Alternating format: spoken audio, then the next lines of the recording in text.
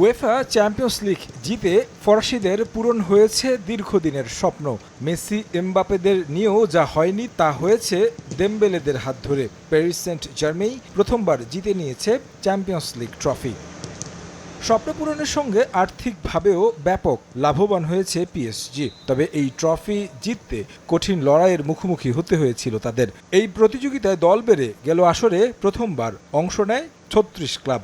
নতুন ফরম্যাটে প্রাইজ মানিও বাড়ায় উয়েফা।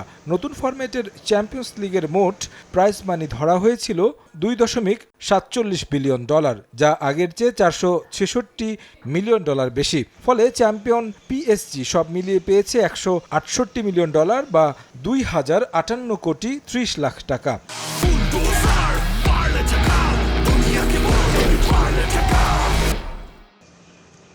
স্বাভাবিকভাবেই আয়ের দিক থেকে সবার উপরে অবস্থান শিরোপাধারী দলটির। 2024-25 মৌসুমে প্রকাশিত বার্ষিক প্রতিবেদনে জানা গেছে এসব তথ্য। উয়েফার কাছ থেকে অর্থ লাভে 2 নম্বরে অবস্থান রানার্স আপ ইন্টার মিলানের। তারা পাচ্ছে $159 মিলিয়ন, যা 1948 কোটি টাকা। এছাড়াও 7টি দল ন্যূনতম $116 মিলিয়ন করে পাবে। ইউরোপ সেরার মঞ্চে সর্বোচ্চ 15 বারের শিরোপাধারী রিয়াল মাদ্রিদ পেয়েছে $119 মিলিয়ন, যা 2024 মৌসুমে চ্যাম্পিয়ন হওয়ার পর পাওয়া অর্থের চেয়ে $37 মিলিয়ন কম।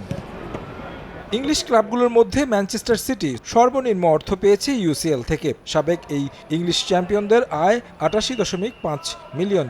রিয়াল মাদ্রিদের কাছে হেরে প্লে অফ থেকেই বিদায় নেয় পেপ গার্দিওলার দলটি। এছাড়াও ইউসিএল থেকে সর্বনিম্ন আয় স্লোভাকিয়ার ক্লাব ব্রাতিস্লাভার। অন্যদিকে উয়েফার দ্বিতীয় স্তরের প্রতিযোগিতায় ইউরোপা লিগের champion Tottenham $47.8 million, runners up Manchester United পেয়েছে $41.9 মিলিয়ন। ইউনাইটেড চলমান মৌসুমে উয়েফার কাছ থেকে কিছুই পাবে না, কারণ এবার তারা কোনো প্রতিযোগিতাতেই নেই। তারেক হাসান শিমুল, সময় সংবাদ।